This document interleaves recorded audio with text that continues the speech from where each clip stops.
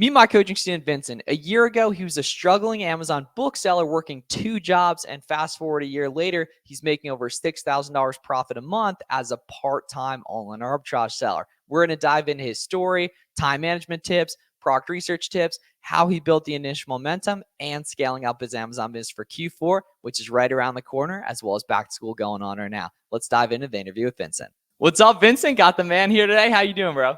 I'm chilling. How you feeling?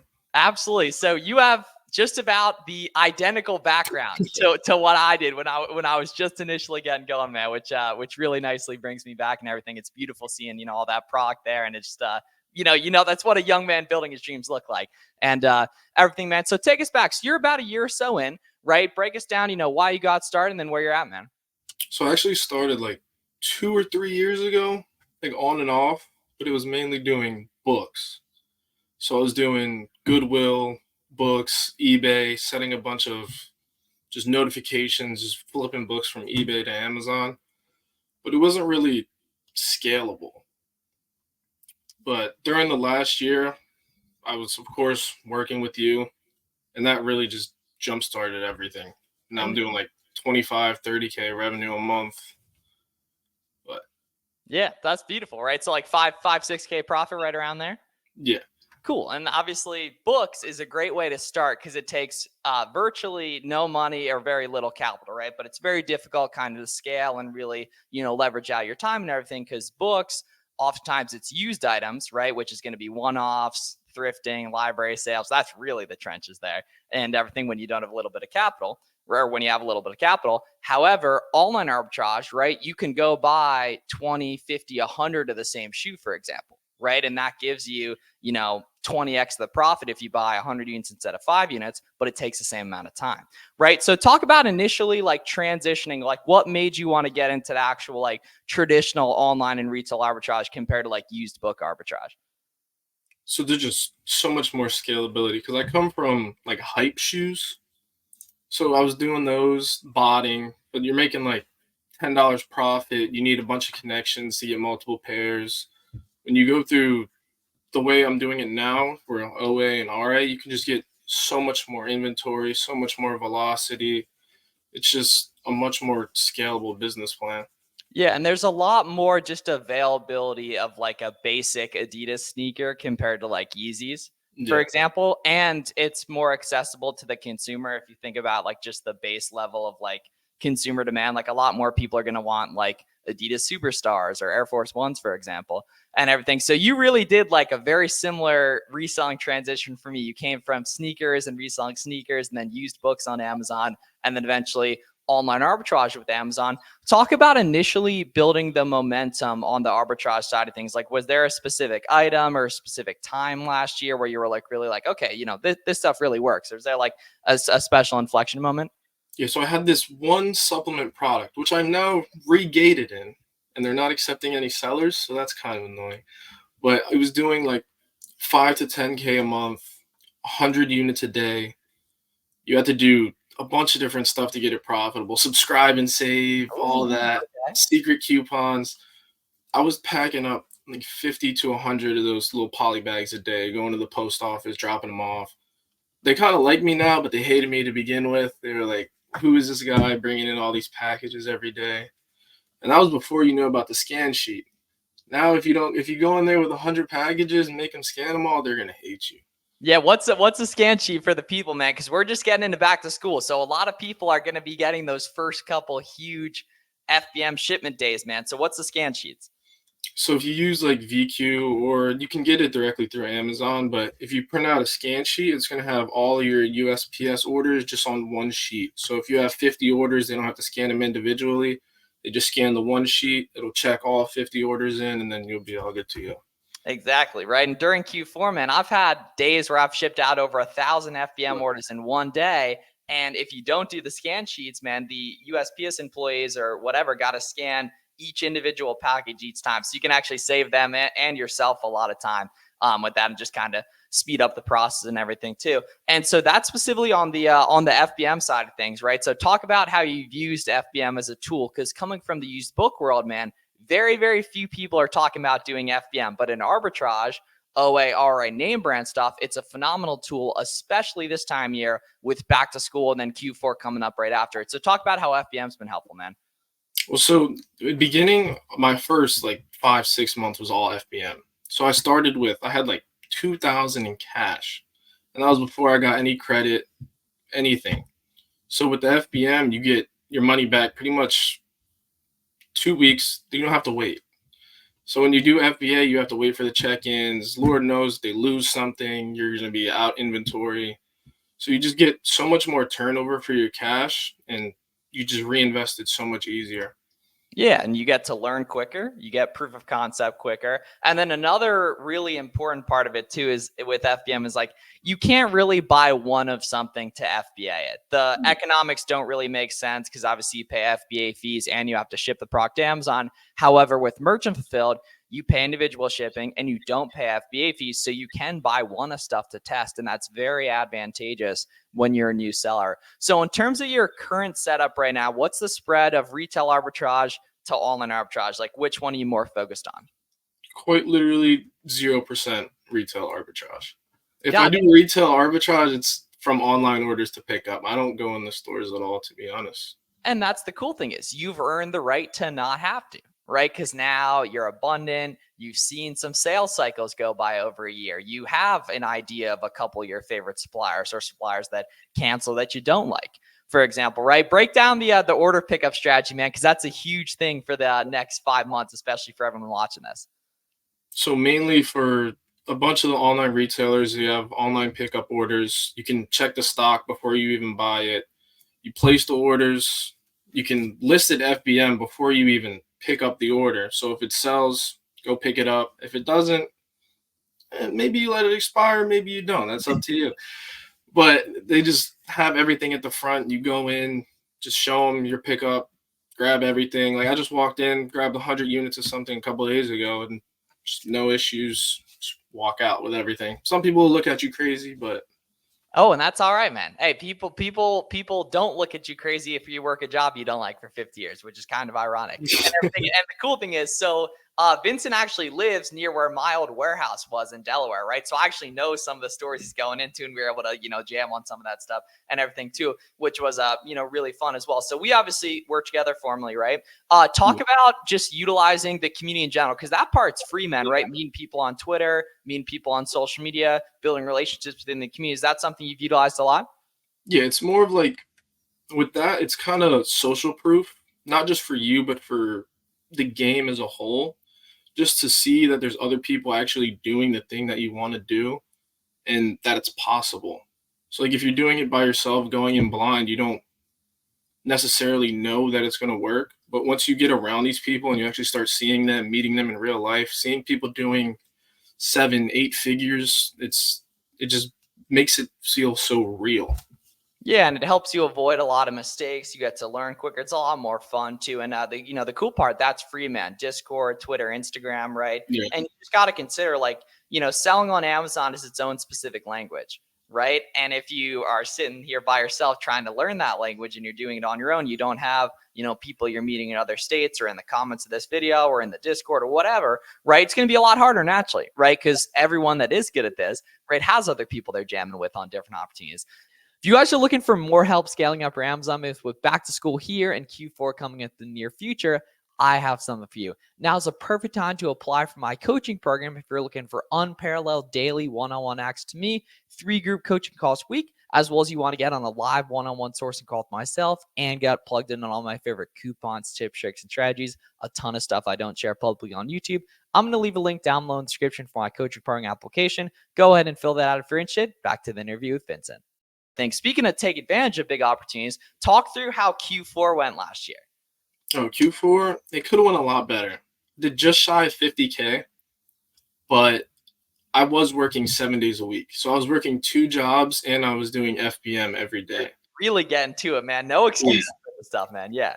So I wasn't really sourcing any new products. It was more just replanning everything.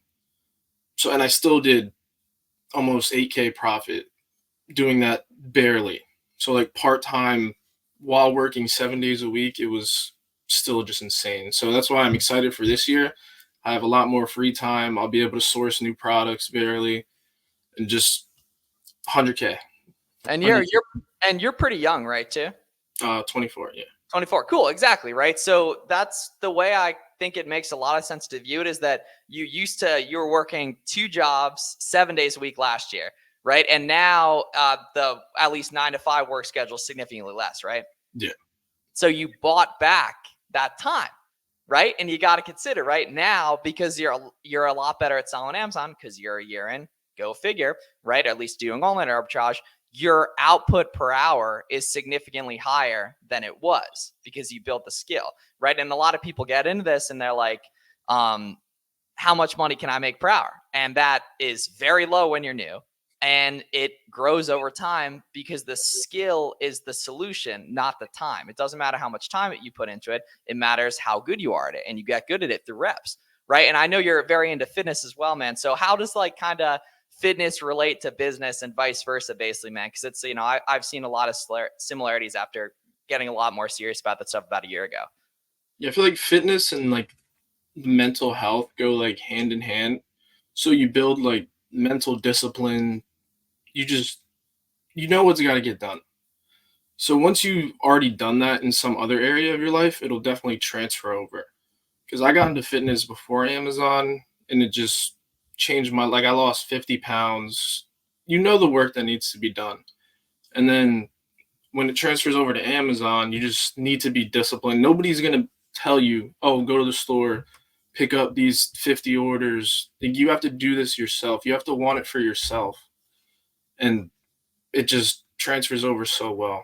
Yeah, that's really well put. You just have to make the decision, to get really serious about it and everything. And I think that comes back to the just accountability of having other people on the mission, basically. And that, I assume, when you lost all that weight, it wasn't just you by yourself, no one ever around you, similar to how when you've gotten good at Amazon, it's with the homies, right? With other people you meet or whatever, and you have common goals, or maybe they've already completed it. And it's a lot more, beneficial and efficient, man, and everything. So predominantly online arbitrage, or totally online arbitrage these days, little order pickups here and there to feel something, right? As the opportunity presents itself, that is a great thing this time of year, right? In the initial scaling process up, though, like from, a couple sales here and there, right, to those first, December, you said 8K profit, what was the spread of online versus retail arbitrage then? If it was different than what it is now, which I'm not sure if it was. Still mainly just OA, to be honest. I don't think I've ever went into, the only time I went in there and actually did like scanning and everything was when I was doing books. Sure. Okay, cool. And that's a great example because everything works. You don't have to do retail arbitrage if you don't want to. Some people think online arbitrage is really confusing and only do retail arbitrage. It also depends where you live as well, which is, very advantageous and everything too.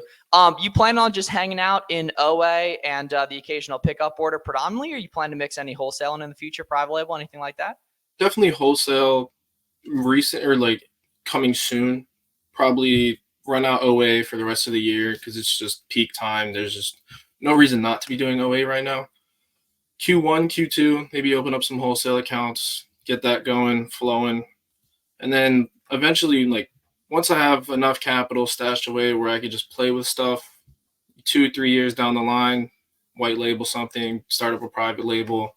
And then that's really like end game at that point. Well, that would be cool too, because you could do something fitness oriented, man, or whatever, right? And that, yeah, man, like I think, we've both done it the right way. Use arbitrage to buy back your time, right? And then you figure out what you want to do with that, which might not be do some more business. Some people, it's just more time to spend with their family. And it's very, very difficult. And it takes a ton of work to do that initially, man. Like, when I was getting started with this stuff, man, I couldn't imagine working on something for months and not seeing big results from it. But that's the only way to get anything done. Right? That's the only way to get anything done, man.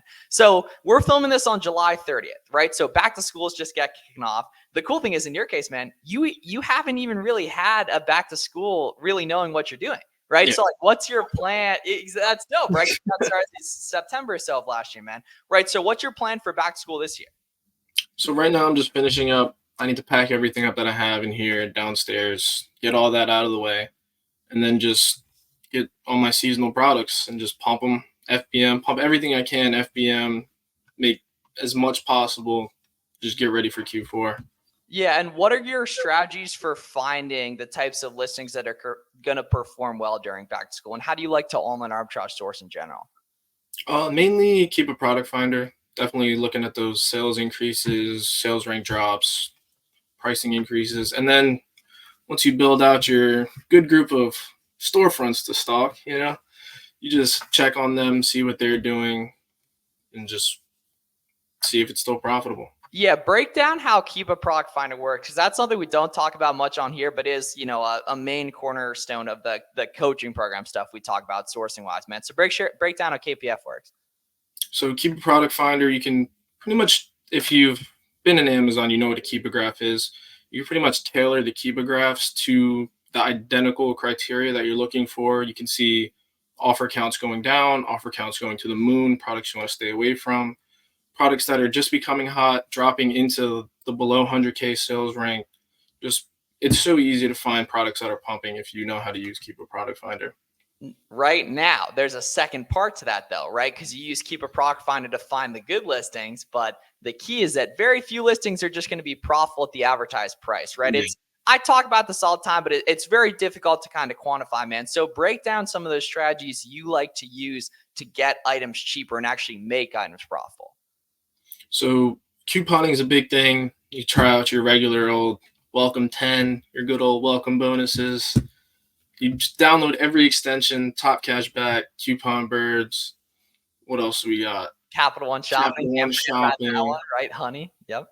Honey, just all those. You just let them run. If one doesn't work, switch to the other one. Let that run on the checkout page.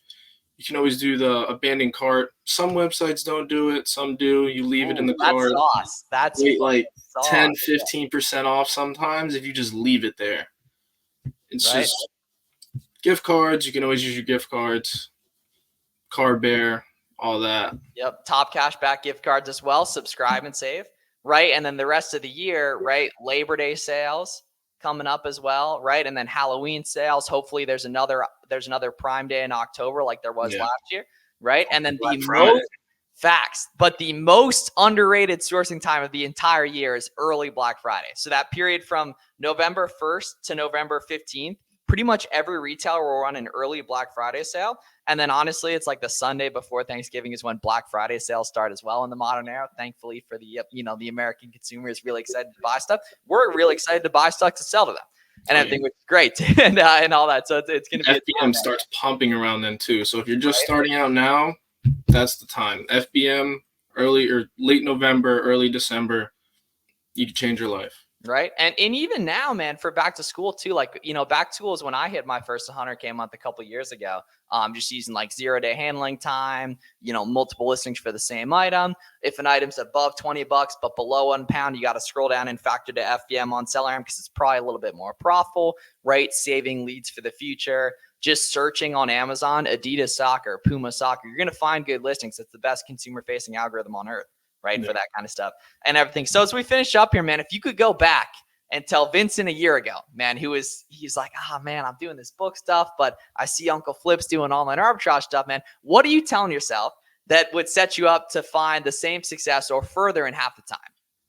So I would say definitely invest in yourself, whether it be mindset wise. So if you don't have the discipline, invest in some like mindset coaching or anything like that, or especially business wise, when I invested in myself and started working with Miles, I instantly just shot up. It just cuts the learning curve just in half. Like if you try to do this by yourself, obviously it'll work. It might take way longer than if you just paid somebody, got everything you needed, and actually just applied what these people who've already done what you want to do, just follow the blueprint. Yeah, and that's the key is the really important thing to understand is that like, similar to anything, man, similar to sport, right? A lot of people it doesn't work out for if you're just watching this and everything, but you can take actions to increase the probability of that, which in my opinion, right, is doing it for a while, working on it every day and getting around other people that are working on it too, right? And the cool thing is that is, free in many cases in terms of doing that, man, just getting on the community and everything too. Speaking of the community side of things, where can people follow you on social media, man, if they want to follow your journey more? So VinnFBA on Twitter, you can scroll back, see me pumping all last year, little 5 package FBM orders, and then where we are now. On Instagram, it's vin.def, which is my last name. that's pretty much where I am mostly. Cool. All right. So y'all check out the man right there. And then if you're interested in, more help, make sure you check out all the links in the description. You can check out Vinny on social media as well and everything, man. And keep it up and then shooting for 100K rev, 20K profit this year, December alone. Easy. All right. Book it in. Appreciate you guys watching. Appreciate you coming on, Vincent. We'll talk to you guys soon.